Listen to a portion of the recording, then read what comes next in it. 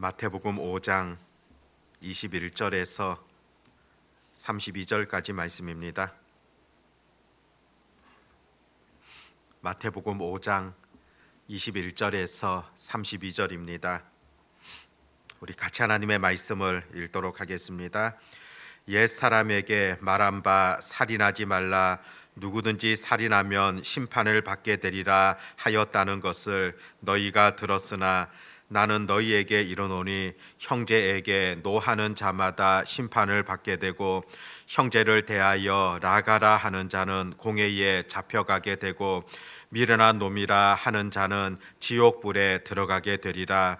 그러므로 예물을 제단에 드리려다가 거기서 내 형제에게 원망 들을 만한 일이 있는 것이 생각나거든 예물을 제단 앞에 두고 먼저 가서 형제와 화목하고 그 후에 와서 예물을 드리라.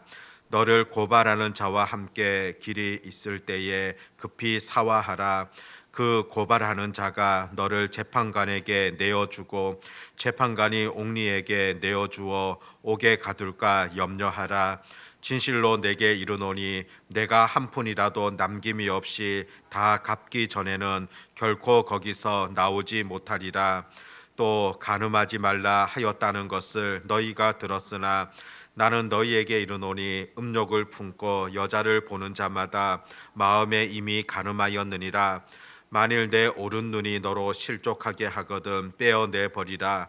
내 백체 중 하나가 없어지고 온 몸이 지옥에 던져지지 않는 것이 유익하며 또한 만일 내 오른손이 너로 실족하게 하거든 찌어거 내 버리라. 내 백체 중 하나가 없어지고 온몸이 지옥에 던져지지 않는 것이 유익하니라. 또 일렀으되 누구든지 아내를 버리려거든 이혼 증서를 줄 것이라 하였으나 나는 너희에게 이르노니 누구든지 음행한 이유 없이 아내를 버리면 이는 그로 간음하게 함이요 또 누구든지 버림받은 여자에게 장가드는 자도 간음함이니라. 아멘. 우리가 마태복음 5장부터 7장까지를 가리켜서 산상수훈이다 그렇게 부르곤 합니다. 예수님께서 산에 올라가셔서 제자들에게 들려주셨던 아주 보배롭고 소중한 말씀입니다. 그 내용들을 들어가 보면은 이제 하나님의 자녀된 자들, 그 백성된 자들 어떻게 살아가야 될 것인가, 그 삶에 대해서 가르쳐 주는 것을 보게 되어집니다. 먼저는 산상수훈을 시작하면서 가장 먼저는 팔복을 말씀해 주셨습니다. 우리 그리스도인들에게 있어서 진정한 복이 어떤 것인가, 우리가 추구하며 또 나아가야 될 그 복이 무엇인가에 대하여서 언급해 주셨습니다. 그리고서는 본격적으로 너희는 세상의 소금과 빛으로서의 그런 역할들을 다해야 된다는 겁니다. 그리고 어제 본문에서 보았듯이 우리 예수님께서는 그 율법을 완성시키신 분이시다 그렇게 가르쳐 주셨습니다. 율법이나 선지자를 폐하러 오신 분이 아니라 오히려 그 율법을 완전하게 하시기 위하여서 이 땅 가운데 오셨음을 증언하십니다. 사실 이 율법, 하나님의 말씀에 대하여서 이와 같은 그런 가르침을 한다는 것은 유대 사회 속에서는 큰 충격이라고 볼 수가 있습니다. 실제로 그들은 율법이야말로 철학이며 규범이며 절대적 삶의 근원이었기 때문입니다. 이 율법에 대하여서 무엇이라 말한다는 것, 이것은 그들의 사고 속에는 아주 잘못된 것이다 여겼기 때문입니다. 그런데 우리 예수님께서 말씀하시는 것은 율법의 행위로 의롭다 함을 받는 것이 아니라고 가르쳐 주셨습니다. 율법이라는 것은 우리가 죄인됨에 대하여서 깨닫게 되어지는 것이며 아무도 그 율법을 통하여서는 온전한 의가 이르지 못한다는 겁니다. 율법을 지키고 율법을 아는 것이 온전한 의인의 길로 이끌지 못한다는 겁니다. 바로 의라는 것은 율법의 완성자가 되시는 예수 그리스도를 믿음을 통하여서 이루어진다는 것을 구체적으로 예수님 전해 주셨습니다. 그러면서 오늘 읽었던 21절 말씀부터는 율법에 관하여서 새로운 해석을 예수님께서 하시게 됩니다. 먼저는 살인에 대하여서 가르치는데, 사실 율법의 내용을 따르자고 한다면은 상대방을 죽이고 싶다 할지라도, 또 상대방을 미워한다 할지라도 직접적인 살인 행위가 없다면은 살인죄라 말할 수 없었습니다.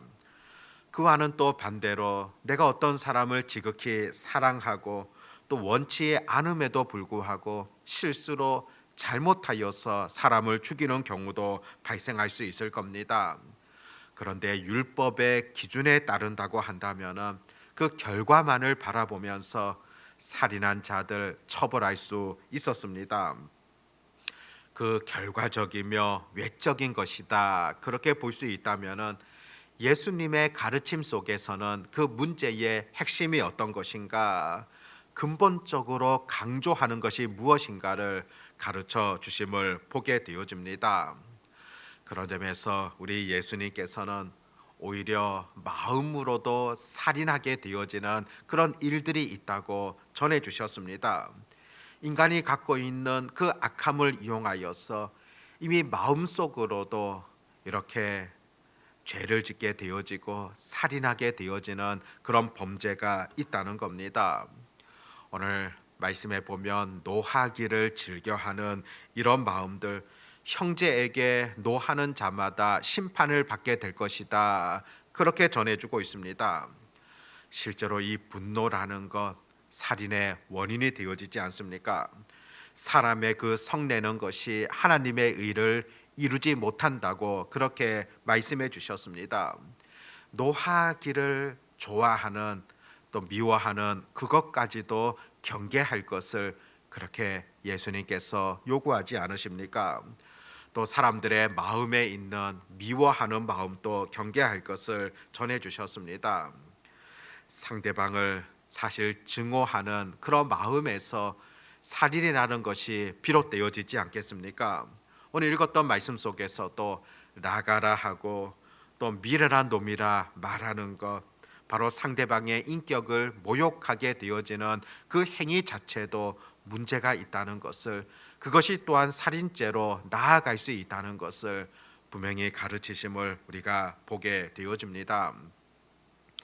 이런 점에서 예수님은 특별히 그의 제자들에게 또 그리스도인들에게 사람들과의 관계의 소중함에 대하여서 전해 주십니다. 실제로 신앙이라는 것이 무엇이겠습니까? 신앙이라는 것은 올바른 관계라고 볼 수가 있습니다. 첫 번째는 하나님과의 관계이며 두 번째는 사람들과의 관계라고 볼 수 있습니다.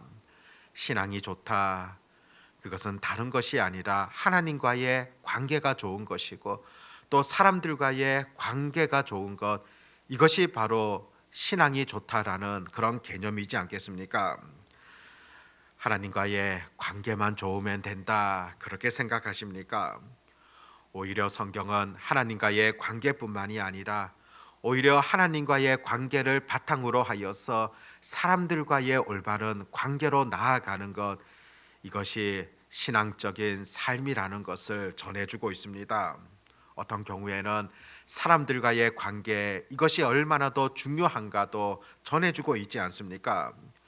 눈에 보이는 형제를 사랑하지 못하고서는 눈에 보이지 않는 하나님을 사랑할 수 없다, 그렇게까지 우리 하나님께서는 전해주고 계십니다.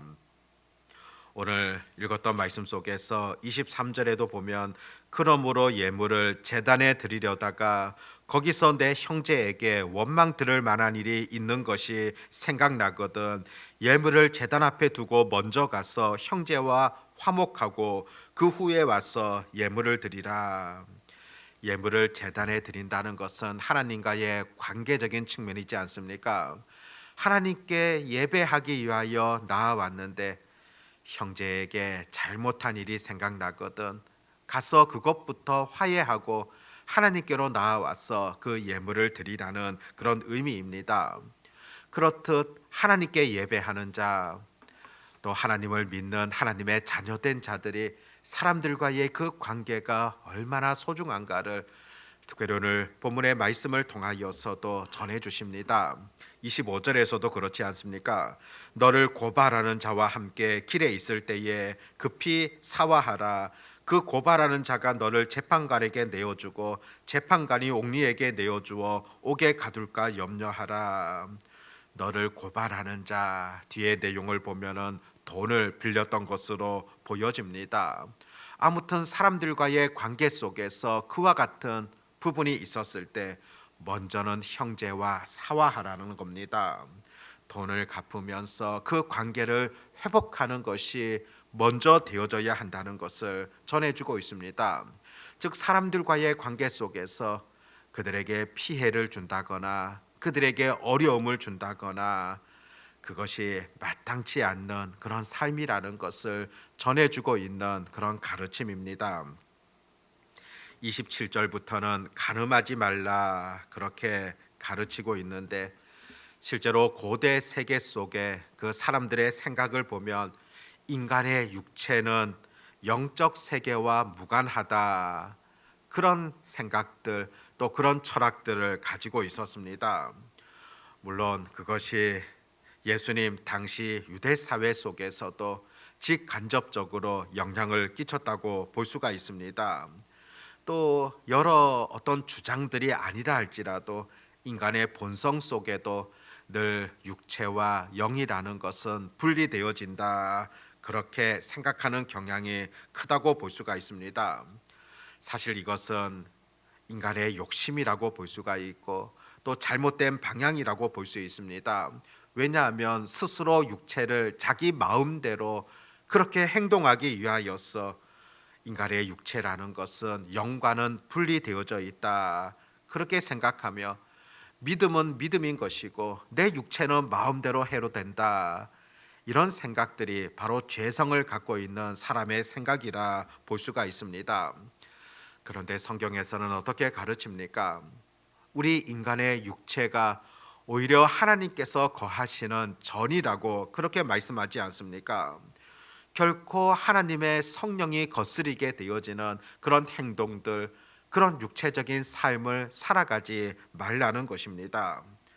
내 육체를 가지고서 범죄의 도구가 되어진다거나 육체를 범죄의 기회로 삼아서는 안 된다는 것이 바로 하나님의 말씀이지 않습니까? 간음이라는 것 바로 도덕적인 질서를 깨게 되어지고 오히려 인간관계 속에서 큰 해악을 끼치게 되어집니다. 하나님의 나라를 무너뜨리게 되어지는 그런 죄, 가정을 파괴하게 되어지는 그런 죄이지 않습니까? 이런 죄에 대하여서 절대적으로 짓지 말 것을, 간음하지 말 것을 그렇게 성경은 전해주고 있습니다. 31절부터 보면은 이혼을 예수님 금지하셨습니다. 가정이라는 것 하나님께서 세워주시고 또 하나님께서 만들어주시는 가장 아름다운 그런 공동체이지 않습니까? 하나님께서 제정하신 그 거룩한 제도가 바로 이 결혼이며 가정이라고 볼 수가 있습니다. 그래서 남편과 아내는 각각의 맡은 역할들에 대하여서 또 자신의 의무들에 대하여서 최선을 다할 것을 전해주고 있습니다. 임의로 가정을 파괴한다. 결코 하나님께서 원치 아니하십니다. 결혼이라는 것은 두 사람의 연합이지 않습니까?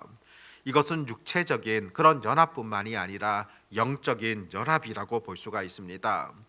그렇다면 이 영적인 연합을 위하여서 지속적으로 기도하고 지속적으로 힘써야 되는 겁니다. 이 연합을 깨뜨린다는 것 이것은 잘못된 생각이고 죄라는 것을 보셔야 됩니다. 오늘 말씀 속에서도 우리 예수님께서도 아주 단호하게 말씀하지 않습니까? 음행한 이유 이외에 어떤 그런 사유도 허락지 아니하시는 그런 우리 예수님의 말씀들을 우리가 주목해 볼 필요가 있다는 겁니다. 오늘 본문의 여러 말씀들을 통하여서 우리 예수님께서는 그 사람들과의 관계 이것이 얼마나 소중한가를 지속적으로 전해주고 있습니다.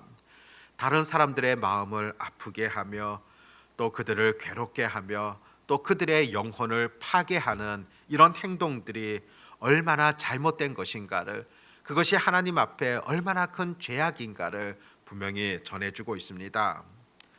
우리가 살아있는 신앙인이라고 표현할 때가 있는데, 살아있다, 신앙이 좋다, 그것이 어떤 것이겠습니까? 바로 이웃들에게 선한 영향을 끼치게 되어지고 소금과 빛의 역할을 감당하게 되어지고, 나아가서 오히려 이웃들에게도 복을 받도록 도와줄 수 있는 이런 사람들, 이런 신앙이 가장 복되고 우리 주님 원하시는 그런 신앙이지 않겠습니까? 오늘 하루를 살아가면서도 하나님께서 기뻐하시는 그런 신앙이 어떤 것인가를 고민하시기를 바라고, 무엇보다 우리의 이웃들에게 선한 영향력을 끼치게 되어지고 또 내가 있음을 통하여서 그들도 은혜가 되어지고 그들도 복이 되어지는 그런 삶이 되어야 한다는 겁니다. 그것이 바로 하나님께서 우리에게 요구하시는 그런 삶이라는 것을 잊지 마시고, 오늘 하루도 그런 결단으로 또 그런 다짐으로 또 그런 실천으로 행할 수 있는 그런 은혜가 우리 모두에게 있어지시기를 바랍니다. 기도하겠습니다. 하나님 아버지, 오늘도 말씀을 통하여서 주님께서 주시는 그런 교훈들을 다시금 깨닫게 되어집니다. 예수님께서 산상수훈의 말씀을 통하여서 우리 그리스도인들이 세상 속에서 어떻게 살아가야 될 것인가 가르쳐 주셨습니다. 아버지 하나님, 하나님의 말씀에서 요구하시는 바들을 잊지 않게 하여 주시옵고, 특별히 다른 사람들과의 그런 관계 속에서 또 세상 사람들과의 관계 속에서 내가 어떤 역할을 해야 될 것인가를 분명하게 인식하며 실천할 수 있는 그런 하루가 되게 하여 주시기를 간절히 소망합니다.